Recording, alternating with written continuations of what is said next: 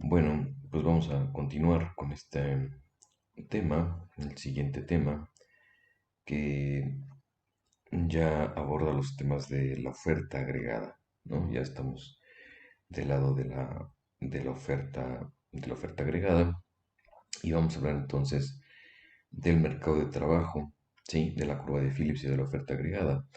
Eh, vamos a hablar de un mercado de trabajo de competencia imperfecta, ¿no? Es decir, un mercado de trabajo donde los trabajadores tienen la capacidad de poder fijar eh, su nivel de salario nominal, ¿sí? Se asume que los trabajadores están organizados en sindicatos. En este caso, bueno, el análisis se hace con un solo sindicato, ¿no? Los trabajadores están organizados en un sindicato, lo cual les permite un cierto poder de negociación sobre su salario nominal, ¿sí?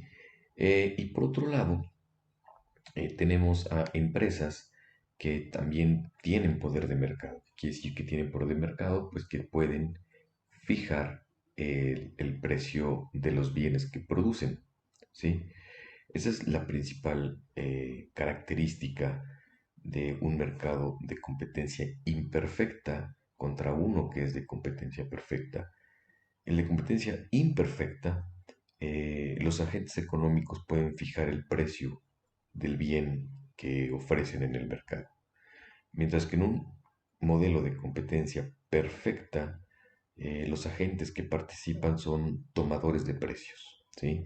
El mercado, a través de las fuerzas de oferta y demanda, fija precios y salarios y los agentes pues solamente los toman como dados, ¿sí? Entonces, fíjense ustedes que en este modelo las empresas van a fijar los precios porque tienen poder de mercado, pueden hacerlo, ¿no?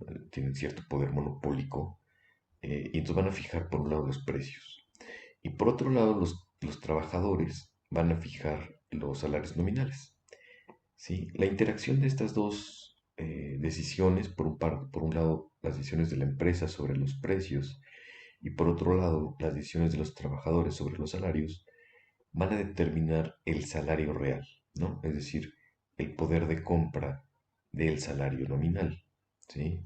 Salario real es salario nominal entre nivel de precios. Entonces, ese es el marco, digamos, de análisis sobre el cual se desarrolla este modelo, ¿sí? Un modelo donde los agentes eh, tienen poder de mercado, ¿sí? Por un lado, los trabajadores fijan los salarios y por otro lado, las empresas fijan los precios. Entonces, vamos a iniciar entonces por la fijación de precios y la demanda de trabajo, ¿no? Es decir, vamos a iniciar por analizar el comportamiento de una empresa representativa del sector I, ¿no? Estamos suponiendo que la economía tiene varios sectores y en cada sector, bueno, pues tiene N empresas idénticas eh, y por lo tanto, bueno, podemos tomar una empresa representativa de ese sector. Entonces, bueno, vamos a considerar una función de producción de esta forma, ¿sí? Lo único que me está diciendo es que la producción de la empresa representativa del sector I, ese nivel de producción, pues va a estar en función de la cantidad de trabajo, ¿sí? Denotada por L sub I. L sub I sería la cantidad de número de puestos de trabajo de la empresa representativa del sector I. Esta L pues va a estar elevada, ¿no? 1 menos alfa, ¿sí? Donde alfa va a ser un valor que se encuentra entre 0 y 1. Entonces el número total de puestos de trabajo multiplicado por un parámetro de productividad, ¿no? Esa B representa sí, una cierta medida de la producción o de la productividad, más que la productividad, ¿sí? Entonces iniciamos con esta función de producción. Y bueno, vamos a considerar la productividad marginal del trabajo, ¿no? ¿Qué quiere decir? Cómo cambia la producción cuando se modifica, ¿no? En una unidad eh, la cantidad de trabajo, ¿sí? Lo que se conoce como la productividad marginal del trabajo, ¿sí? Eh, bueno, lo que vamos a hacer, o lo que nos interesa hacer, es justamente eh, lo que vamos a presentar es la forma en la que la empresa representativa del sector I, que tiene poder de mercado, cómo va a fijar los precios, ¿sí? Porque va a ser una fijadora de precios. Entonces lo que vamos a analizar. Eh, y después, ¿no? Una vez que ha fijado esos precios, pues tiene que averiguar a ese precio que fija cuánto va a producir, ¿sí? Y cuánto trabajo va a necesitar para poder producir esa cantidad, ¿sí? Entonces, esa es la lógica más o menos, ¿no? Lo que vamos a hacer es primero averiguar cómo la empresa va a fijar los precios, ¿sí? Una vez que tenga fijados sus precios, averiguaremos cuál va a ser la cantidad eh, de producción que va a ofrecer la empresa a ese precio y cuánto trabajo va a necesitar para poder producir esa cantidad de bienes. Entonces, eso es lo que hacia allá vamos, ¿no? Es lo que vamos a hacer. Y para lograr eso, lo primero que hacemos es calcular la productividad marginal del trabajo. ¿Por qué? Porque vamos a utilizar, vamos a maximizar, digamos, el beneficio de la empresa y la condición de maximización es que el costo marginal sea igual al ingreso marginal. Entonces lo que vamos a hacer es primero construir el ingreso marginal, después el costo marginal, los vamos a igualar y así obtendremos eh, la fijación de precios, ¿sí? Entonces, partimos de la productividad marginal del trabajo, ¿sí? Y consideramos también la demanda que enfrenta la empresa, ¿sí? Esta empresa, si bien tiene poder de mercado, es decir, si bien puede fijar los precios, eh, debe considerar qué tipo de demanda está enfrentando, ¿no? Entonces, y lo pongo en estos términos, ¿no? Si un bien es inelástico, ¿no? ¿Qué quiere decir que sea inelástico? Quiere decir que si su precio se modifica, su demanda pues va a cambiar muy poco, ¿sí? Por ejemplo, si el precio sube 1%, puede ser que la demanda caiga, no sé, 0,3%, ¿no? Menos que 1%. Entonces ahí estaríamos ante una demanda inelástica, ¿no? eh, que generalmente son bienes de primera necesidad, ¿no? Alimentos, ¿no? Es decir, pues hay que comer, pues, ¿no? Entonces, pero por ejemplo, bienes de lujo tienen una elasticidad alta, ¿no? Se mueve su precio y bueno, pues quizás ya la gente no lo compre porque no es necesario, es simplemente un lujo. Entonces, si la elasticidad es mayor a uno, ¿no? Entonces, el monopolista, el fijador de precios, pues quizás ahí no tenga mucho margen, ¿no? Para poder fijar los precios. O sea, podrá fijar los precios, pero no podrá incrementarlos demasiado, ¿sí? Entonces, es por esto que la empresa representativa, eh, la empresa, sí, la empresa representativa del sector I, pues debe considerar, ¿no? Esta, esta función de demanda que enfrenta, ¿sí? Vean que aquí lo único que se hace es despejar P en términos de Y, ¿sí? Es decir, pero sigue siendo la misma función de demanda que representa que enfrenta la empresa.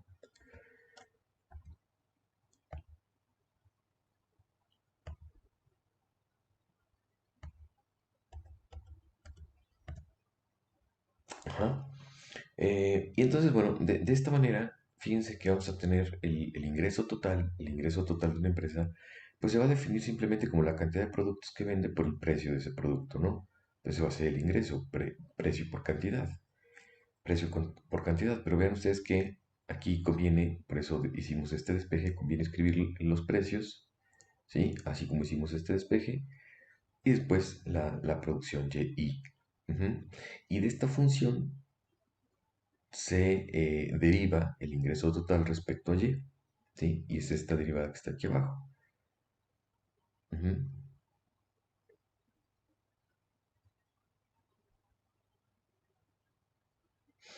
Ok, a ver. em,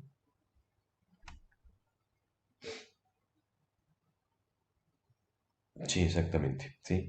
Entonces, factorizando, fíjense, se factoriza el nivel de precios del sector I, ¿sí? Y aquí queda factorizado, ¿estamos de acuerdo? Ahora, vean ustedes, esta expresión que está aquí es, pues, justamente la, la fórmula de una elasticidad, ¿no? Una elasticidad, que recordemos que una elasticidad, pues, es la razón de dos variaciones porcentuales, ¿no? Una elasticidad me está diciendo en qué porcentaje cambia una variable cuando otra se mueve un 1%, ¿no? Entonces, esta es esta es una elasticidad. Lo que me está diciendo es en qué porcentaje se mueven los precios, ¿sí? Cuando la cantidad demandada se mueve en un 1%, ¿sí? Que lo vamos a definir como menos uno entre sigma, ¿sí? Uno entre sigma. Que vean ustedes es este valor que tengo aquí en la función de demanda, ¿sí? Entonces ustedes pueden verificar que si hacen esto, ¿sí? Justamente van a obtener esta elasticidad, ¿sí? Esa expresión que está ahí. Eh,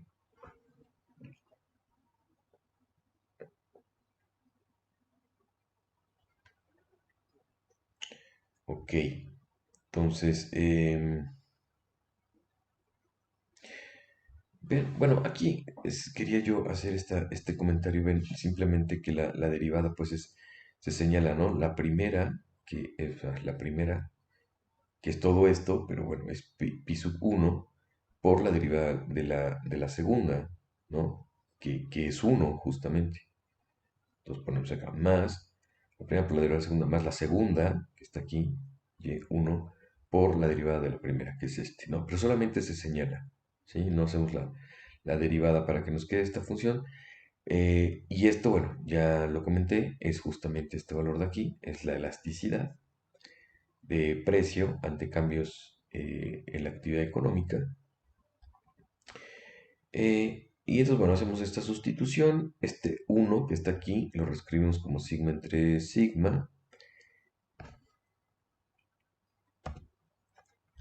Y me queda de esta forma, ¿no? El ingreso marginal, pues va a ser igual al precio multiplicado por sigma menos uno entre sigma, ¿sí? Donde particularmente ese sigma, pues lo podemos también ver como la elasticidad eh, precio de la cantidad producida, ¿no? Es decir, lo que me estaría diciendo este sigma es en qué porcentaje cambia la actividad económica cuando los precios se mueven en un 1%, ¿no?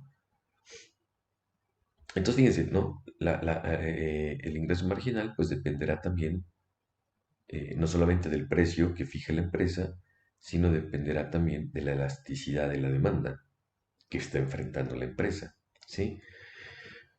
Bueno, vamos a definir, simplemente por conveniencia, vamos a definir este sigma menos uno entre sigma como uno entre uno más mu, ¿sí? Lo que implica que mu va a ser igual a uno entre sigma menos uno, ¿sí? De tal forma que el ingreso marginal, esto que obtuvimos aquí, se puede escribir de esta forma, ¿no? El ingreso marginal de la empresa representativa del sector I, pues va a ser igual al precio que se cobre en el sector I multiplicado por uno sobre uno más mu, ¿sí? que es esto que está aquí, es esta definición que proponemos acá. Entonces, eso por un lado, ¿sí?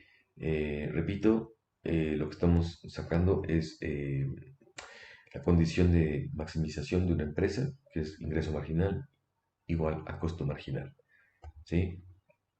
Eh, Aquí simplemente se obtuvo el ingreso marginal, ¿sí? De esta forma, hay que factorizar esta forma para que nos... O sea, aquí factorizar esta P sub I, ¿no? Ok, ahora, por otro lado, esto lo vamos a tomar como definición, ¿sí? Sabemos que los costos marginales se definen como los costos laborales divididos entre la productividad marginal de trabajo, ¿sí? Además, en esta función de producción que estamos proponiendo, lo que me está diciendo también es que la cantidad producida, ¿no? Depende únicamente del trabajo, ¿no? Entonces esta empresa no va a tener ningún otro costo más que el salario, ¿sí? O sea, en términos generales podríamos decir que el costo marginal, pues es el costo del insumo, ¿no? Dividido entre la productividad de ese insumo, ¿sí? Que en este caso, pues nada más es el trabajo. Entonces definimos de esta manera el costo marginal, WI, pues es el salario nominal del trabajo en la industria I, y con estas dos expresiones, ¿no? Ingreso marginal y costo marginal, pues las igualamos y despejamos el nivel de precios, ¿no? Y nos quedaría de esta forma, ¿sí? Bueno, ven ustedes también aquí que la productividad marginal, que fue lo que sacamos al inicio, esta de aquí, esto fue lo primero que hicimos, sacar la productividad marginal, y la estamos sustituyendo acá, ¿no? Ya cuando igualamos ingreso marginal y costo marginal, despejo P, sustituyo mi productividad marginal de trabajo que obtuvimos y llegamos a esta expresión. Eh, o bien, ¿no? Si denotamos a 1 más mu simplemente como MP, pues nos estaría diciendo que los precios, ¿no? Que fijan las empresas se determinan como un margen, ¿no? Un margen 1 más mu por encima de los costos marginales. Ujú. Ven que esta mu representa, digamos, el poder de mercado de la empresa, ¿sí? Que podemos pensar que es un número que está entre 0 y 1, ¿no? Es decir, por eso los precios pues están, digamos, son los costos incrementados en un mu por ciento, ¿no? Ese mu por ciento pues es el poder de mercado de las empresas y va a depender, como vimos aquí, eh, aquí, ¿no? Mu va a depender de la elasticidad, ujú, de la elasticidad. Ok. Mm, Bueno, entonces decía yo, ¿no? Una vez que la empresa ya tiene el nivel de precios, lo que necesita saber es cuánto se produce a ese nivel de precios, a cuánto le conviene producir a este nivel de precios que ha fijado y cuántos trabajadores necesita, ¿sí? Entonces, una vez que ya tenemos la ecuación de precios, lo que hacemos es sustituir en la función de demanda, ¿no? Claro, a ese precio, ¿cuánto le van a demandar? ¿Dónde está nuestra función de demanda? Aquí está, ¿sí? En esta.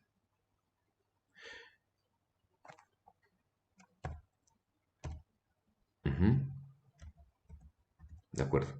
Entonces sustituimos los precios en la función de demanda y me queda de esta manera. Y una vez que la empresa ha determinado su precio y sabe la cantidad que le será demandada a ese precio, pues debe averiguar cuántos trabajadores se requieren, ¿no? Entonces, sustituyendo esta Y, sí, porque esto es lo que le van a demandar, ¿no? Obtenemos el precio, a ese precio, cuánto me demandan. Bueno, pues sustituimos ahora en la función de producción, ¿sí? Sustituimos ahora en la función de producción. Y sub I, pues es todo esto que obtuvimos aquí atrás, esto de acá, ¿sí? igual, bueno, a b por L sub i 1 menos alfa. Y de aquí vamos a despejar Li, ¿sí? Y aquí yo voy poniendo los pasos, ustedes los pueden ir verificando. eh, por ejemplo, bueno, aquí estoy sacando Li de este corchete, ¿sí? Para poder justamente, eh, fíjense que está multiplicando, lo pasé dividiendo, ¿no? Y luego se sube el exponente, ¿no?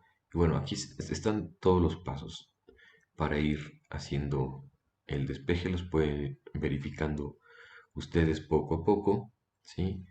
Pero vamos, yo quiero ser muy enfático en el procedimiento, en el proceso, ¿no? Eh, la idea es maximizar, ¿no? Encontrar cuál es el precio que maximiza el beneficio de la empresa, ¿no? Esa condición de maximización es ingreso marginal a costo igual a costo marginal. Están aquí los pasos para obtener el ingreso marginal, está la definición de costo marginal y se obtiene el precio. Una vez que obtenemos el precio, a ese precio, ¿cuánto me van a demandar? Sustituimos en la demanda, ¿sí? Y es lo que estamos aquí, hacemos esto en la demanda, y ahora lo que necesitamos saber es cuántos trabajadores voy a necesitar para poder producir esa cantidad, y es lo que estamos haciendo, ¿no? Bueno, vamos llegando a esta idea. A ver, de aquí simplemente los separé, ¿no? Los fui separando y aquí utilizamos esta notación, ¿no?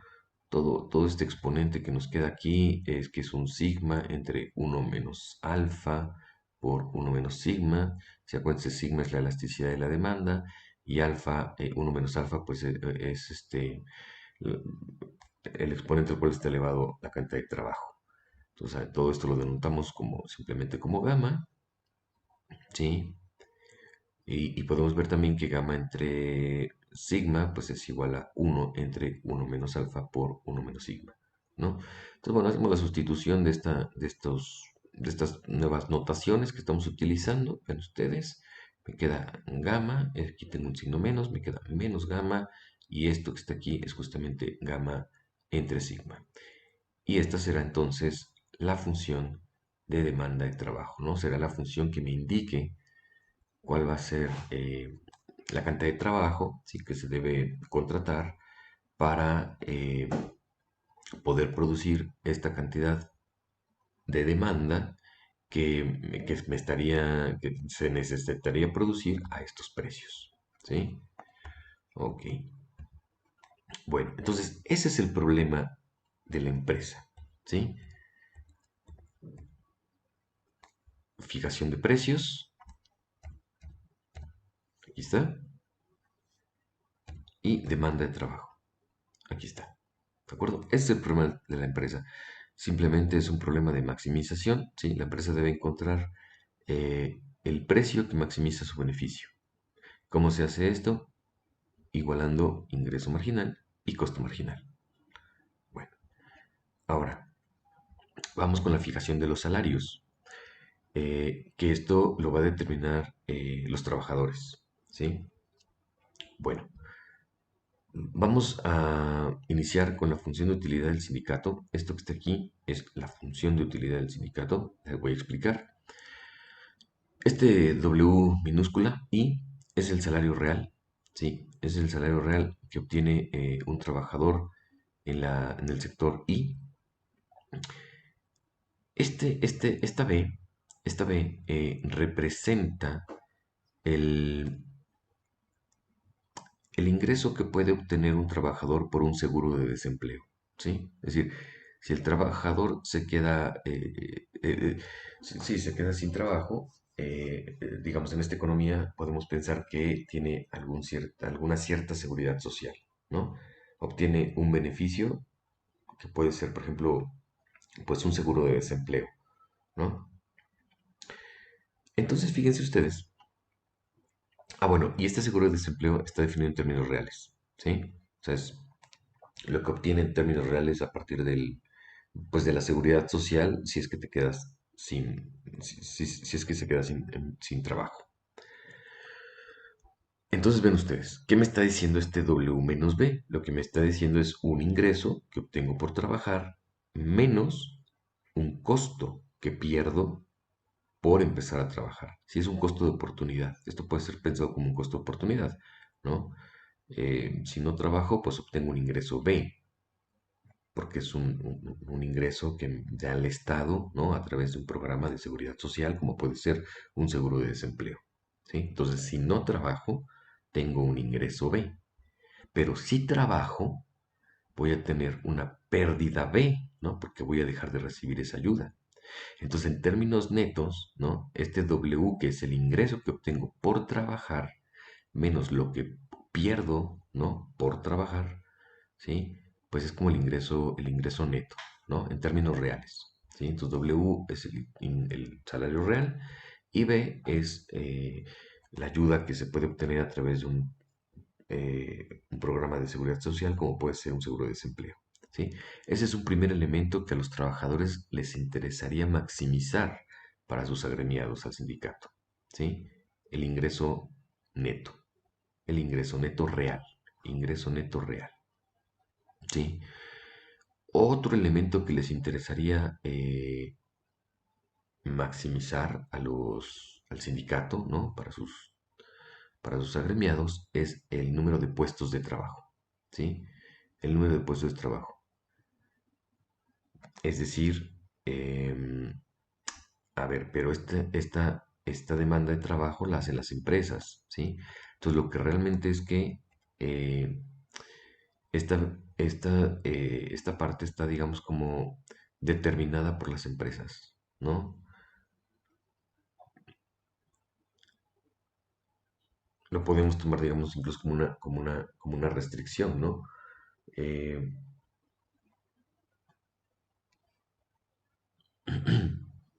pero básicamente esto es lo que le interesa al sindicato, ¿no? Estos dos elementos. Maximizar el beneficio real neto de sus trabajadores, de los trabajadores, y lograr el máximo, pues, sí, el mayor número de puestos de trabajo, ¿sí? Aunque esto está, digamos, determinado en parte por las empresas, ¿no? Ok. Esta ETA, ¿no? Esta ETA, pues, digamos, es la ponderación que el sindicato le da, ¿no? A cada uno de estos dos objetivos. Por ejemplo, si ETA fuera 1, ¿no? Pues quería decir que el sindicato le está dando la misma ponderación a maximizar el ingreso de sus trabajadores o a maximizar el número de puestos de trabajo, ¿no?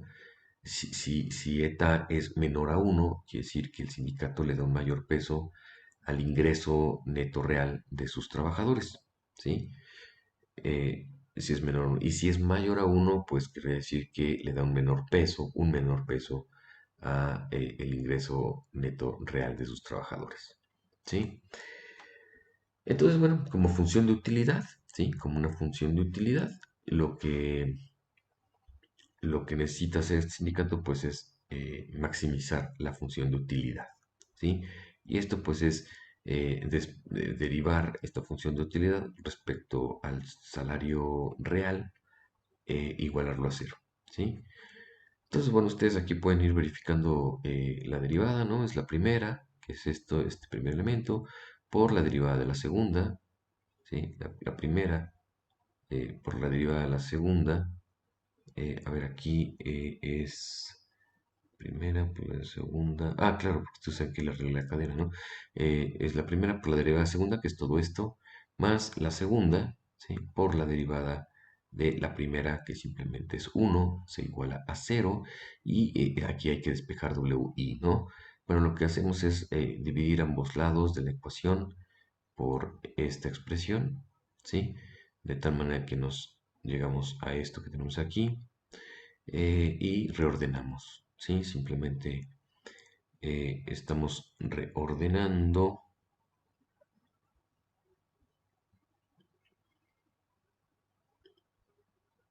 correcto, ¿sí? Y vamos a multiplicar por un 1, Este uno es un uno conveniente que sea doble, o sea, el salario real y entre salario real y. em,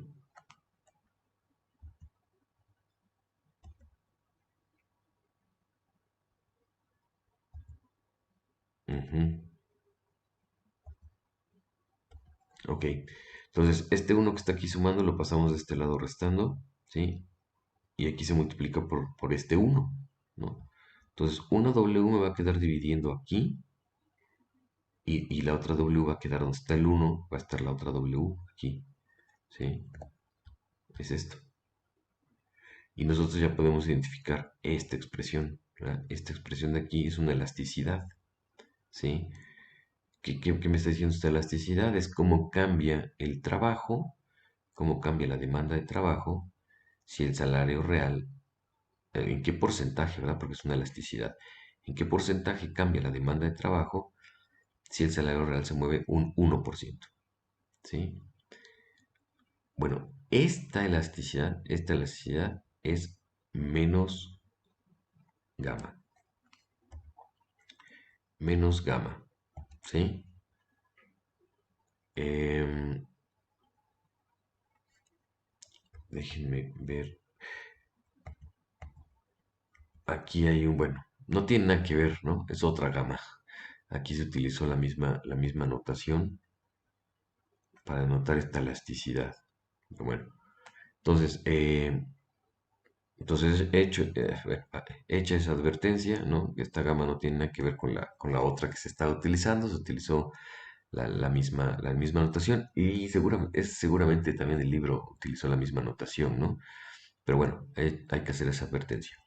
Entonces, bueno, pues simplemente pues me queda esta expresión, no cambió, está aquí abajo, y todo esto pues es menos gamma, ¿no? Y de aquí ya podemos despejar WI, ¿no? De aquí ya podemos despejar WI. eh, bueno, nos deshacemos un poco el paréntesis, eh, me va a quedar de esta forma, ¿no? Nos hacemos el paréntesis y dividimos, ¿no? Esta fracción, bueno, la separamos, ¿no? La separamos, me queda de esta forma, y de aquí, bueno, ya podemos despejar. mm, Sí, este WI de aquí se va con este de acá, ¿no? Se eliminan estos dos, por eso me queda de esta forma. Y de aquí despejamos WI, ¿sí? Esto es importante, ¿no? A ver, WI va a ser igual a algo que está aquí, que multiplica a B, ¿no? Esta B ya expliqué a qué se refiere. Es, digamos, el ingreso real que obtiene un trabajador cuando está desempleado, el ingreso real, un apoyo de seguridad social, multiplicado por este factor, ¿no? Y este factor tiene que ver con la elasticidad. La elasticidad,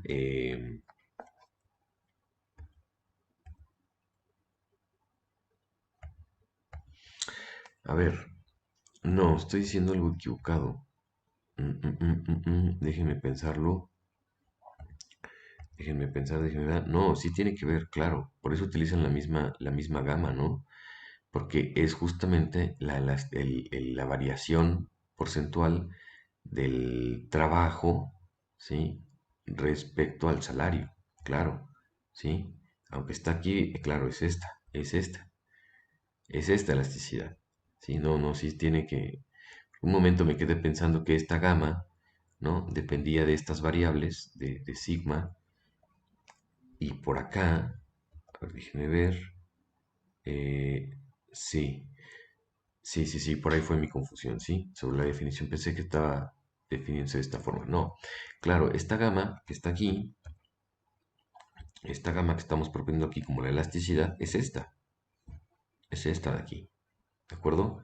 Bueno, sí, claro, ¿no? Entonces, claro, este parámetro que multiplica B tiene que ver con la elasticidad de la demanda de trabajo, ¿sí? La elasticidad de demanda de trabajo respecto al salario real y tiene que ver con esta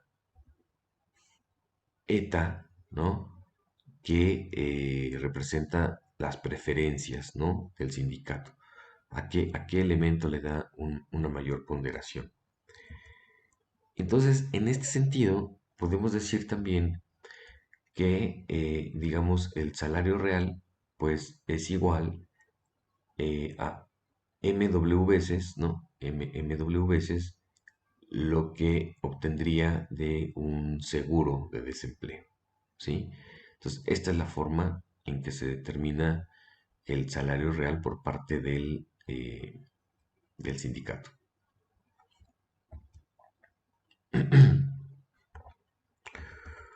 ¿Sí? Entonces, bueno, aquí no hay mayor, creo, complicación, simplemente es encontrar, plantear la función de utilidad, encontrar eh, su derivada respecto al salario real, igualarla a cero y despejar el salario real.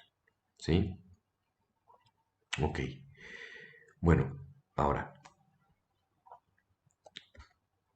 aquí hemos estado hablando del salario real, ¿sí? Pero el salario real es W, ¿no? Nominal, el salario nominal, entre el nivel de precios. Eh, y ven ustedes que lo que sucede es que el sindicato tiene, digamos, otra restricción, vamos a ponerlo así entre comillas, que realmente el nivel de precios está determinado por las empresas, ¿no? Entonces, cuando ellos tratan de maximizar su salario real, pues tienen que formarse una expectativa sobre lo que las empresas van a hacer con sus precios, ¿no? Entonces,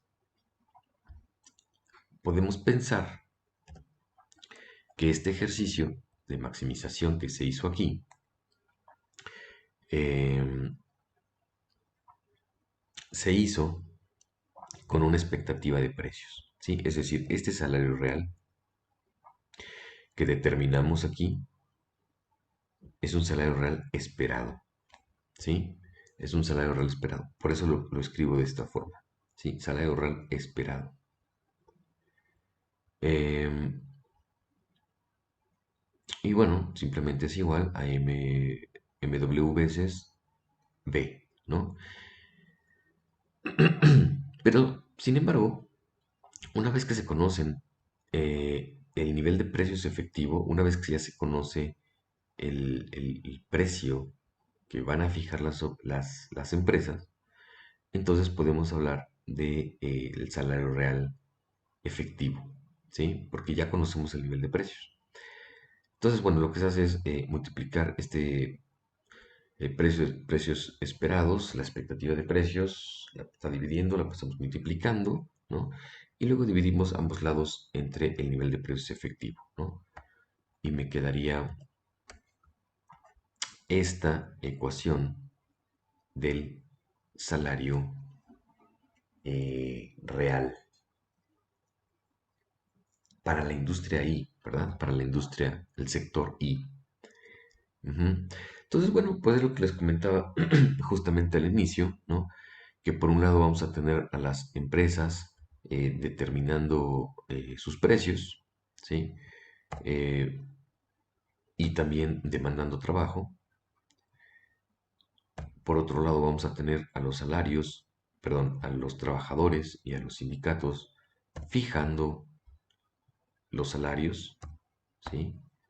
Un salario nominal, eh, si se quiere un salario nominal, pero fija, bueno, y con expectativas de inflación, y que una vez, ¿no?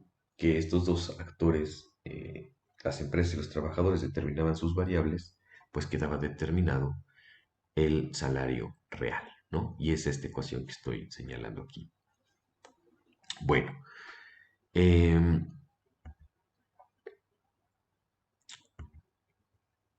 vamos a hablar de la curva de Phillips eh, y de la curva de oferta, ¿sí? De esta economía.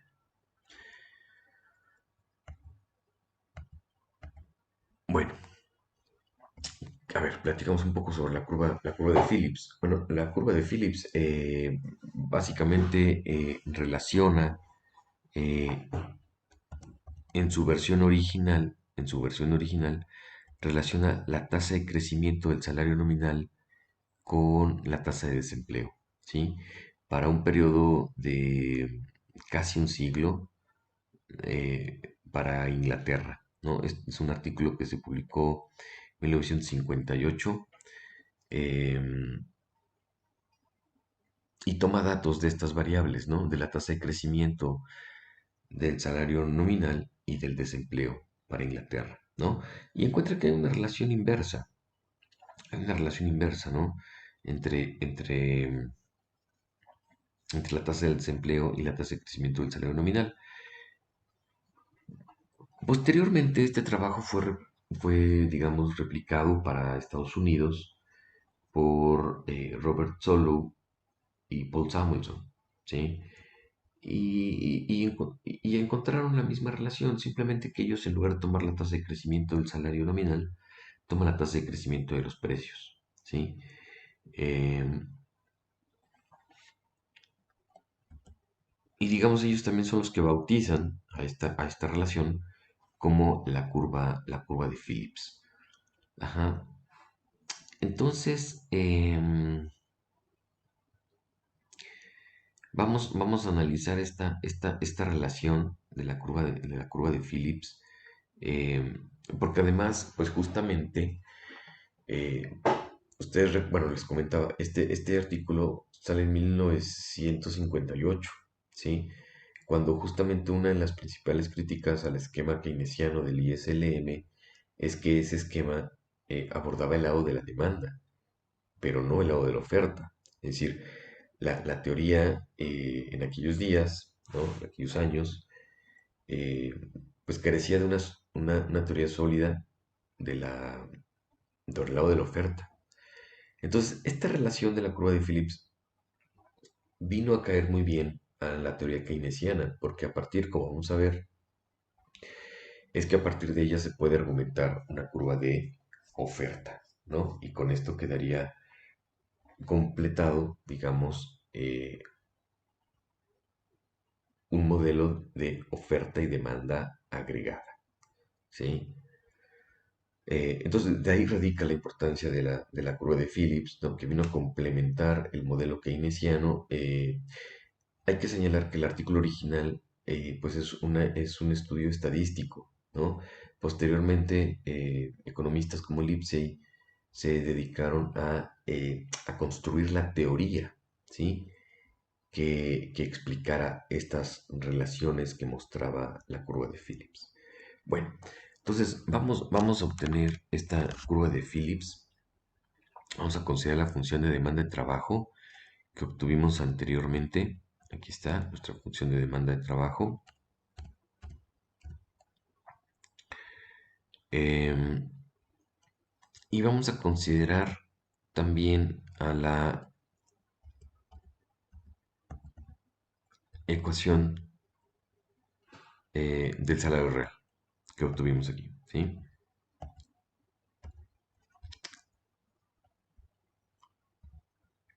Ok, sustituimos, ¿no? Vamos a sustituir esta expresión que obtuvimos del salario real, la vamos a sustituir aquí en nuestra función de demanda de trabajo. Bueno, aquí se va haciendo las sustituciones, como pueden ver aquí se hace la sustitución. Em, bueno, aquí simplemente le dimos la vuelta, ¿no? Para que el exponente nos quede de negativo, nos quede positivo y poderlo juntar todo de esta forma, ¿sí? Ahora, a nivel agregado, ¿sí? A nivel agregado, si hay n sectores, ¿no? Pues si multiplicamos la producción de cada sector por la cantidad de sectores, pues me da la producción total de la economía, ¿sí? Y de la misma forma, si la cantidad de puestos de trabajo de cada sector lo multiplicamos por el número de sectores, pues me da la cantidad de trabajo toda la, de toda la economía, ¿no? Entonces, de esta forma, pues,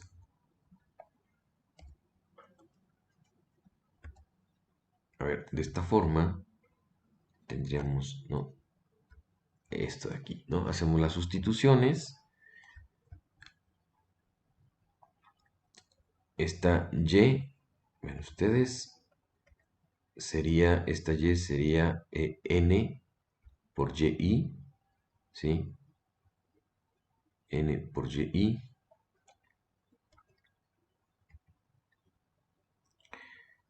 pero YI, ay, me fui hacia atrás, YI es NBLI 1 menos alfa, ¿no?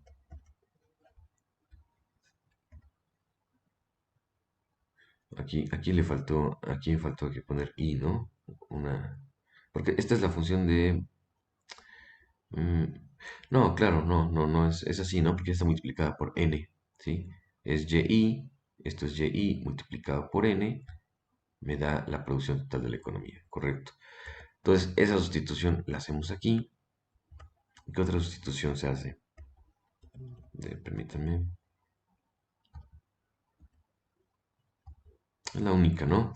Hacemos la sustitución, se elimina NB entre NB y me queda solamente esta expresión, porque esta NB de aquí se elimina con el denominador.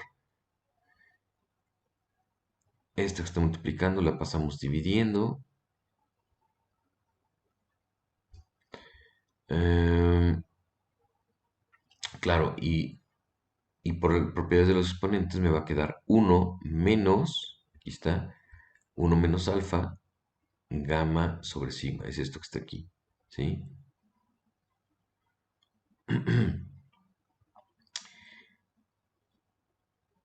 Y recuerden ustedes que esta gamma ya la habíamos definido, ¿verdad?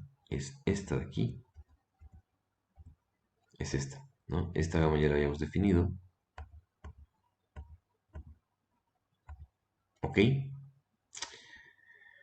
Entonces me va a quedar 1 menos alfa por gamma por 1 entre sigma. Ujú, ok.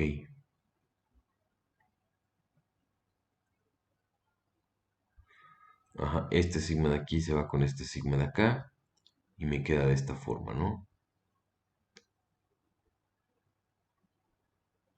Ujú.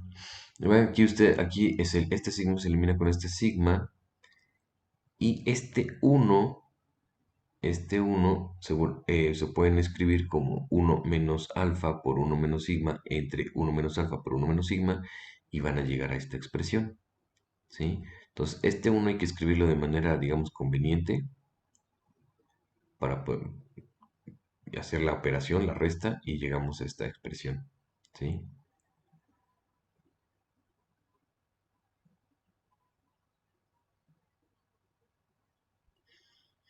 Entonces, recapitulando aquí, ¿no?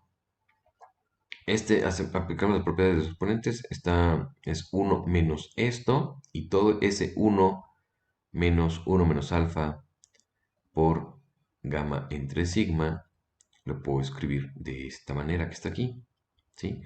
Del lado derecho no se le hizo nada, ¿no? Quedó exactamente igual. Y ahora podemos elevar ambos lados a la uno entre esta expresión que está aquí, o simplemente darle la vuelta, ¿no? Que fue lo que hicimos aquí.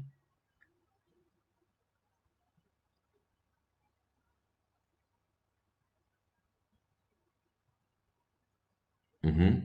Ven ustedes que aquí otra vez se escribió este gamma, se lo escribió de esta forma, este mismo gamma.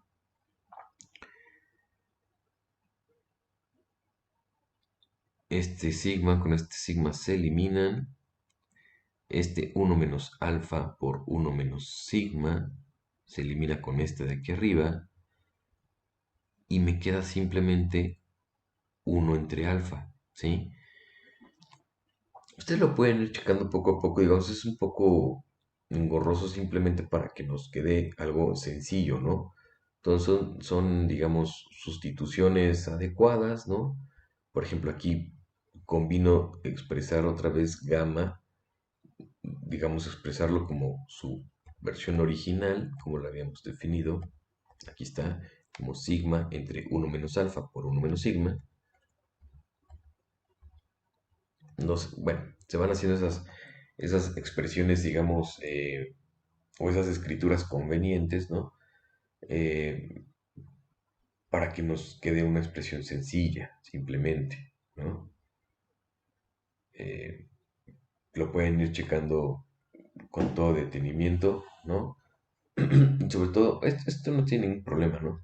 Aquí esta operación, esta de aquí la pueden verificar con cuidado y con detenimiento y podrán comprobar que efectivamente da este valor, ¿sí? Entonces ven ustedes, lo que hemos hecho es expresar, ¿no? De otra manera a la demanda de trabajo, ¿no? Habíamos partido de esta función de demanda de trabajo, que es la que tuvimos anteriormente, y de la expresión de salario real. Hacemos la sustitución, consideramos esta parte agregada, ¿no? Esta parte agregada se tiene que considerar para ir haciendo las sustituciones y llegar a esta expresión, ¿sí? A esta expresión de la demanda de trabajo. Ok, ahora a nivel agregado, pues nosotros sabemos esto, ¿no? Que si multiplicamos la cantidad de trabajo de cada sector por el número de sectores, pues voy a obtener la cantidad total de trabajo, ¿sí? Por lo que si yo multiplico, ¿no? N en ambos lados, me queda de esta forma, ¿sí? ¿Sí? Entonces, lo que hemos hecho es que se ha expresado a la demanda agregada de trabajo en función de la relación de precios entre los precios observados y los precios esperados. ¿Sí? Este es el objetivo de, digamos, de toda esta resolución algebraica, ¿no? Para llegar a esta idea, ¿sí? Expresar a la demanda agregada de trabajo como una relación, ¿sí? Como una función de la relación de precios entre el precio observado y el precio esperado. ¿Esto por qué? Porque miren, en este modelo, en estos modelos, vamos a considerar que en el largo plazo eh, los precios observados son igual a los esperados, ¿sí? Esa es la definición o nuestra condición de equilibrio, ¿sí? En el largo plazo, ¿sí? En el largo plazo, los precios observados coinciden con los precios esperados, ¿sí?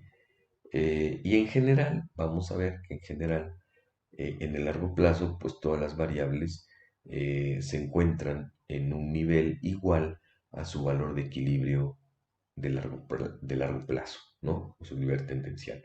Entonces, claro, entonces el equilibrio de largo plazo, aquí es lo que pongo, ¿no? El equilibrio de largo plazo, las variables se encuentran en sus valores de equilibrio, ¿sí? En particular, pues la oferta agregada, perdón, la demanda agregada de trabajo se va a encontrar en su valor de equilibrio, ¿sí?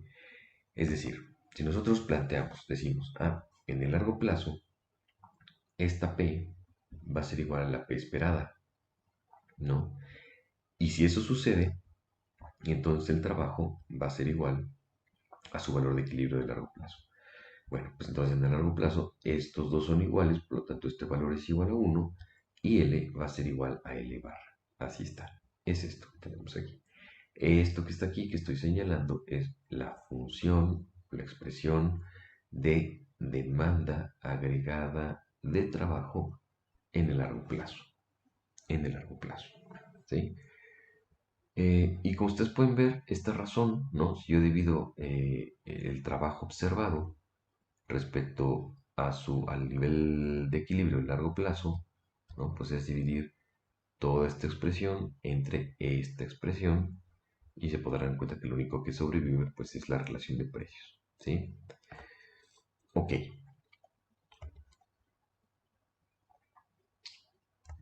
vamos a denotar, ¿sí? Vamos a denotar al total de la población activa agregada como N, ¿sí?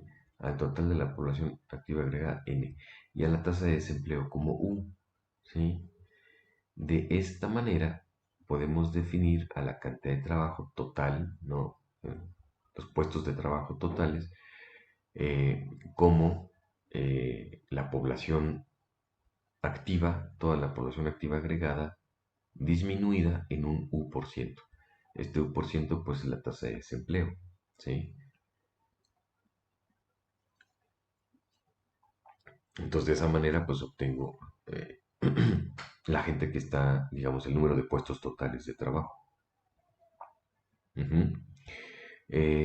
Bueno, obviamente estos valores de largo plazo, ya hablamos vamos a denotar a largo plazo el trabajo con L barra, de igual manera la tasa de desempleo, ¿sí? Como U barra, y pues evidentemente estos valores de largo plazo, ¿no?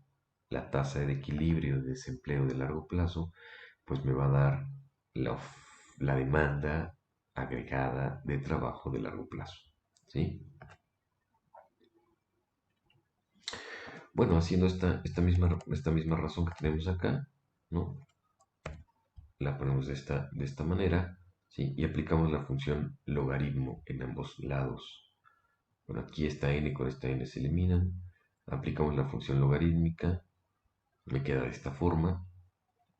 Y vamos a utilizar la siguiente aproximación. Si u no es demasiado grande, entonces esta aproximación funciona, ¿no? El logaritmo de 1 menos u es aproximadamente igual, si uno es muy grande, es aproximadamente a menos u, ¿no? Y lo mismo con esta aproximación. Entonces, este logaritmo de 1 menos u me va a quedar menos u, logaritmo de menos u barra, pues me va a quedar menos u barra, por el menos que tengo aquí afuera me va a dar más. Esta alfa que está restando, está dividiendo, la paso multiplicando y me queda de esta forma, ¿sí?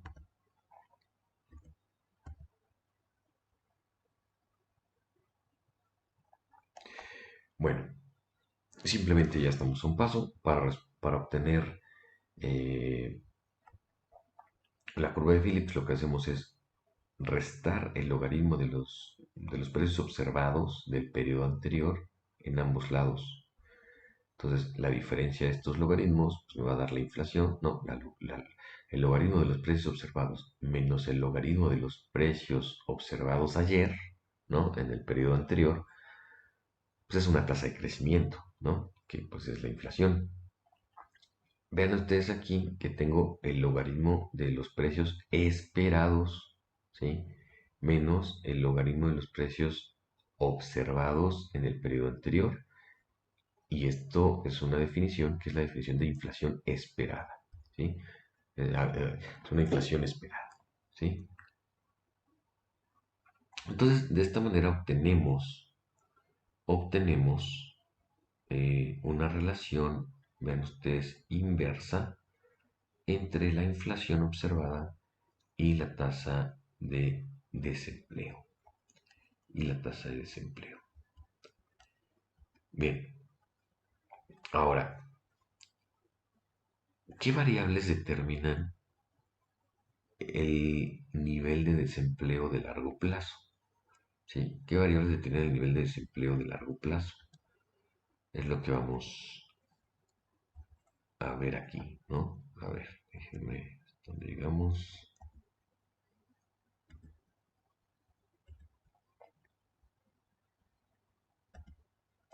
Ujú.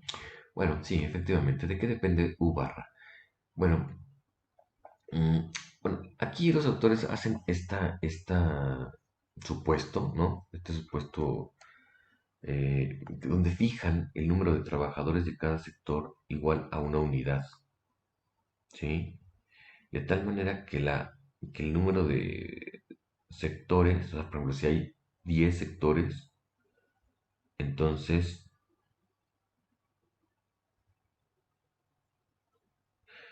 ahí esta n es,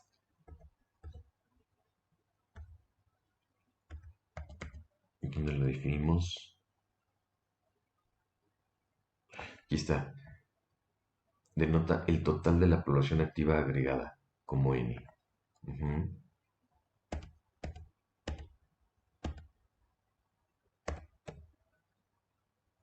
Entonces, ¿qué es lo que está haciendo aquí los autores?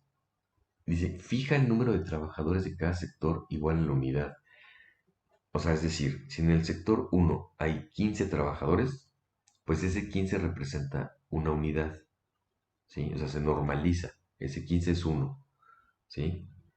Luego, si en el sector 2 hay 25 trabajadores, pues ese 25 es un uno, ¿sí?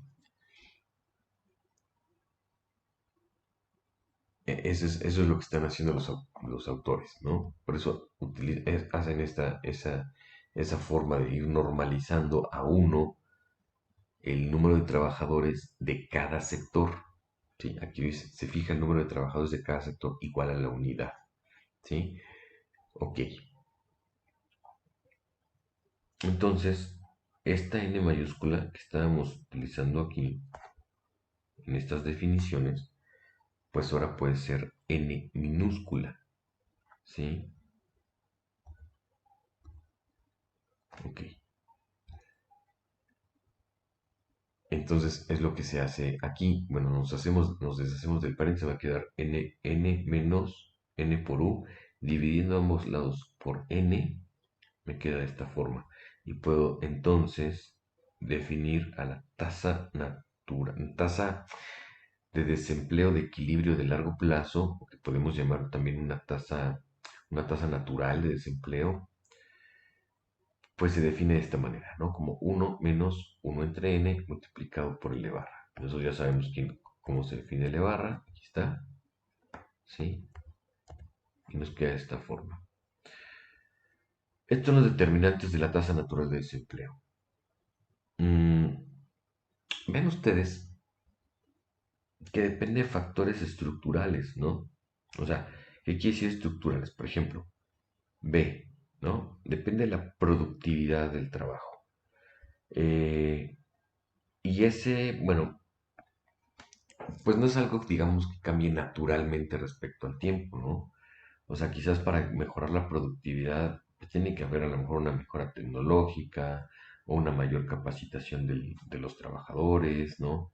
Elementos que mejoren la productividad del trabajo, ¿no? Entonces hay que hacer algo para que mejore la productividad. Esta B, ¿no? Esta B también no es una B que cambie naturalmente conforme va pasando el tiempo, ¿no? Se puede establecer un monto para el seguro de desempleo y se acabó, ¿no? Es decir, se necesitaría, digamos, pues, una reforma, una iniciativa, ¿no? Para modificar la cantidad de dinero o la cantidad de apoyo que se le da a una persona que está desempleada, ¿no? MP y MW, recuerden, MP pues es el margen sobre el cual las empresas fijan su precio, ¿no? Y este depende del poder de mercado de las empresas y también depende de la demanda, el tipo de demanda que estén enfrentando las empresas, ¿no? Entonces también son cuestiones estructurales. MW, que también dependía de las elasticidades, ¿no? Y de las preferencias de los sindicatos, ¿no? Si preferían más maximizar el ingreso real neto de sus trabajadores o el número de puestos de trabajo, ¿no? Etcétera. Entonces, ven ustedes, depende de factores, digamos, estructurales, ¿no? Bueno, vamos a definir simplemente ya para terminar y obtener nuestra función de oferta. Vamos a definir este monto del seguro de desempleo de esta manera, como una fracción C de de la productividad de equilibrio de largo plazo. Es decir, se está proponiendo, ¿no?, que el seguro de desempleo, ¿no?, el monto del seguro de desempleo, de alguna manera sea una fracción, ¿no?, eh, de la productividad del trabajo. O sea, si la productividad de largo plazo aumenta, bueno, pues se podrán incrementar los montos de la seguridad social, del seguro de desempleo, ¿no? Entonces, una forma de modelar, digamos, el beneficio social, que será, digamos, una fracción del valor de la productividad de equilibrio a largo plazo, ¿sí? Eh, y vamos también a redefinir la tasa de desempleo no solamente como la situación en la que los precios, ¿no? Observados son iguales a los esperados, sino donde la tasa de desempleo existente, eh, además se cumplen, ¿no? Además se cumplen además de las expectativas, todas las demás variables, ¿sí? Como la productividad, los márgenes de salarios, los márgenes de precios, se encuentran todos en sus niveles tendenciales de equilibrio de largo plazo, ¿sí? Entonces, redefiniendo esto, ven ustedes cómo podemos ahora escribir la función de demanda agregada de trabajo eh, en términos, ¿no? de los valores de equilibrio de largo plazo, tanto de la productividad como de los márgenes de precios como de los márgenes de salario. ¿Sí? Esta B, vean aquí que estoy haciendo la sustitución. Aquí donde está CB, yo antes tenía esta B minúscula, ¿no? Bueno, ahora hicimos esta propuesta, se elimina B barra entre B barra y me queda de esta forma, ¿sí? Me queda de esta forma. Entonces estamos redefiniendo a la demanda de trabajo agregada, ¿sí? Y con esta nueva definición podemos obtener nuevamente esta expresión que habíamos propuesto, ¿sí?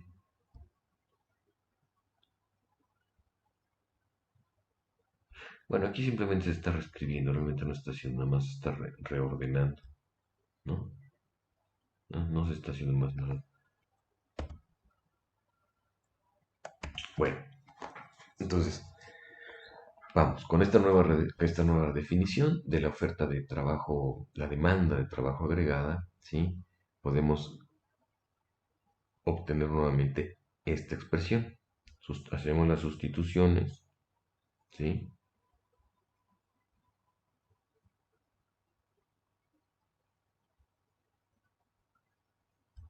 Esta de aquí arriba, pues es la normal, ¿no? La que teníamos aquí. Esta, de acá, esta de acá. ¿Eh? Y bueno,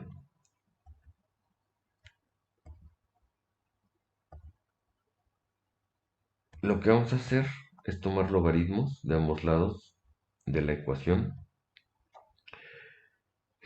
y utilizando las aproximaciones que ya habíamos comentado, ¿no? Estas aquí. Estas aproximaciones ya las habíamos comentado.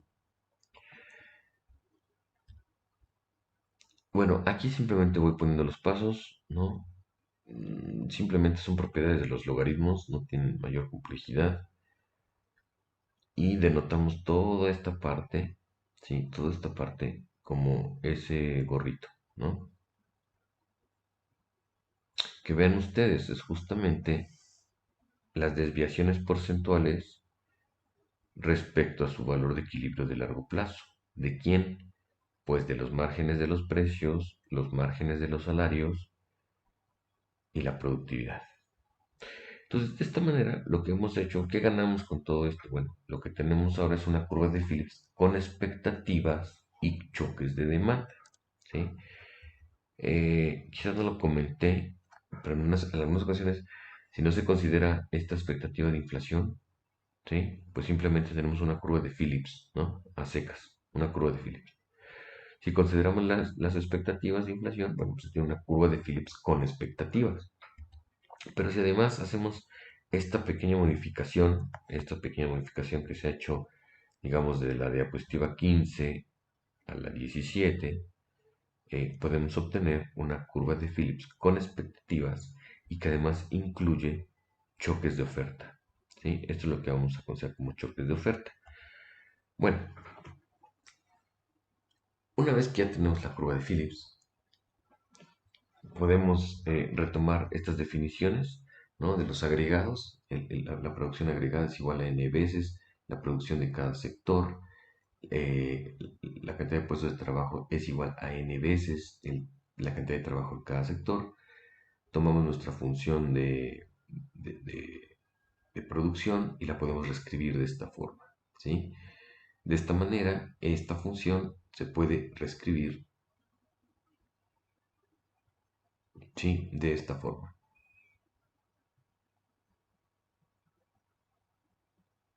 Ujú. Aquí aplicando propiedades de los exponentes, ¿sí? Bueno, consideramos este valor de la cantidad de trabajo, sustituimos y tomamos logaritmos, ¿sí?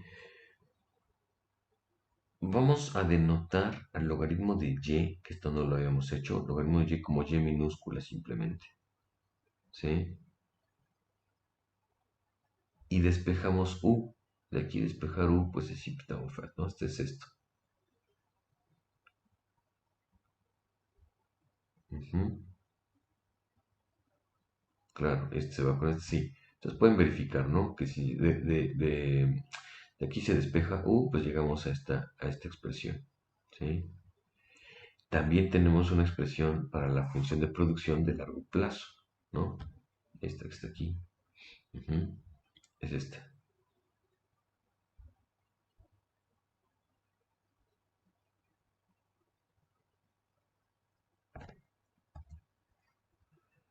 Ok. Finalmente, ¿no?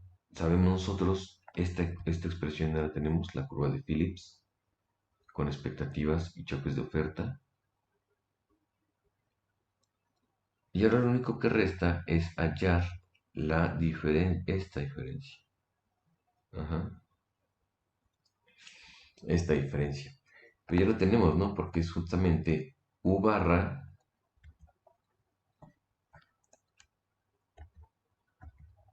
menos U, ¿no?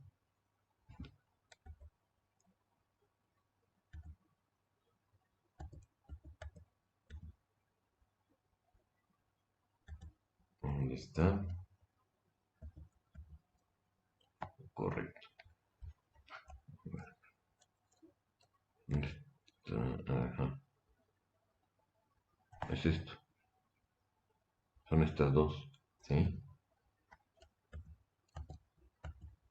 Es U barra, que es esta,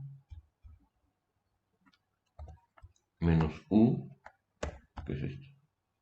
Ajá. Y nos queda esta expresión.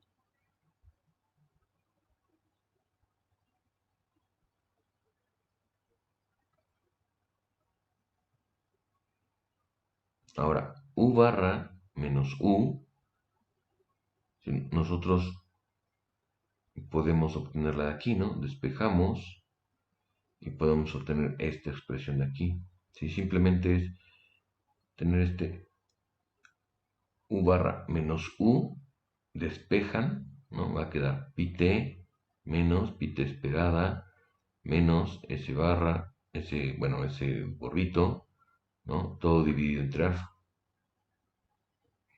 Sustituimos, despejamos y nos queda de esta forma, ¿sí? Y simplemente se redefine, ¿no? Esta parte que va a representar los choques de oferta como S.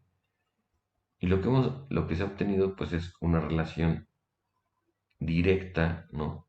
Entre la inflación y la actividad económica, ¿sí? Entonces, a ver, un poco recapitulando, ¿no? Y señalando los puntos relevantes, más allá de todas las sustituciones que se tienen que hacer en este capítulo, lo importante es, digamos, las empresas lo que van a hacer es fijar los precios y demandar trabajo. ¿A partir de dónde? Pues de la condición de maximización, ingreso marginal igual a costo marginal, obtenemos el nivel de precios, ¿sí? Una vez que obtenemos el nivel de precios, lo sustituimos en la función de demanda, ¿sí? Eh, y despejamos L, perdón, entonces lo sustituimos en la función de demanda. Esta demanda la sustituimos en la función de producción, y ahora sí despejamos L, ¿sí? Y ya, obtenemos la demanda, la función de demanda de trabajo. Por otro lado, los sindicatos pues, hacen igual un ejercicio de maximización con estos argumentos que tienen función de utilidad derivan la función de beneficio del sindicato respecto a W e igualan a cero, ¿no? Y se obtiene una ecuación de salario. Ok. Ahora, lo que se hace aquí,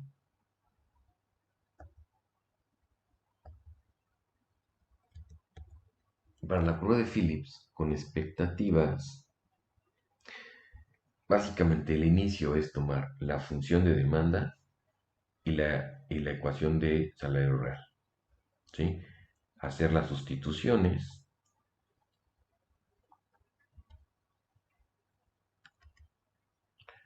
Y hacer las sustituciones y llegar a esto de aquí, ¿sí? A esta expresión de aquí. O si se quiere, bueno, si se quiere de una vez a esta de acá, a esto. Esto es lo que hacemos, digamos, lo que tenemos que contamos en la curva de Phillips, ¿no? Ya una vez que obtuvimos el problema de las empresas, el problema del sindicato, entonces para la prueba de Phillips se consideran estas dos ecuaciones, se hacen las sustituciones y se llega a esta ecuación. ¿Por qué? ¿Cuál es la conveniencia de utilizar esta expresión o esta ecuación? Que de esta forma la demanda agregada de trabajo está en función de los precios observados y los precios esperados. Y a partir de aquí, al establecer la condición de equilibrio, yo puedo obtener la expresión de la demanda de trabajo eh, agregada, ¿sí? De largo plazo. Ok, entonces, hasta ahí. Ok, aquí simplemente también son una serie, bueno, unas sustituciones, ¿no? Que nos permiten tener esta expresión, ¿sí? De tal forma que podamos sacar los logaritmos y llegar a la curva de Phillips con expectativas, ¿sí? Ahora, aquí es como un punto y aparte. ¿Qué es lo que se hace después? Bueno, determinar el valor de equilibrio de largo plazo de la tasa de desempleo, redefinir el equilibrio de largo plazo. Bueno, se hacen aquí dos cosas: redefinir el equilibrio de largo plazo y utilizar esta sustitución, ¿no? Esta nueva, digamos, definición de B, que es igual a una fracción C de la productividad marginal de equilibrio de largo plazo, ¿sí? Es una nueva redefinición, así como se hizo aquí, ¿no? Así como se hizo aquí. Bueno, aquí se redefine. ¿Por qué hacemos esta redefinición? Porque de esta manera se pueden incorporar los choques de oferta para la curva de Phillips, ¿sí? Y luego, punto y aparte, ¿sí? Se obtiene la curva de oferta agregada, ¿sí? Se obtiene la curva de oferta agregada.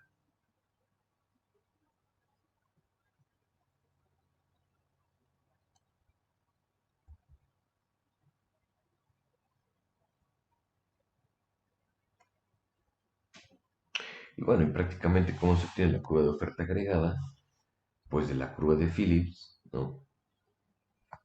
Y de estas dos definiciones que obtenemos acá. Estas dos definiciones que obtenemos acá, ¿de acuerdo? Y obtenemos nuestra función de oferta agregada, ¿sí? Entonces, bueno, eh, este modelo es un modelo de equilibrio, eh, bueno, sí tiene un equilibrio a largo plazo, pero con la característica de que los mercados operan bajo condiciones de competencia imperfecta, ¿no? Eh, las empresas fijan precios, los trabajadores fijan salarios, juntos se determinan el salario real, ¿sí?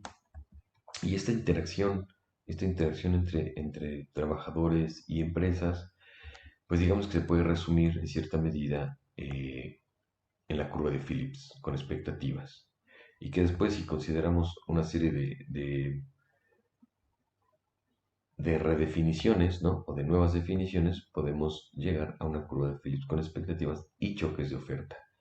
Y de ahí, pues simplemente considerando esa curva de Phillips y estas definiciones de la tasa de desempleo, tanto la observada como la de equilibrio de largo plazo, podemos obtener fácilmente la función de oferta agregada. ¿Sí? Bueno, pues hasta aquí esta sesión.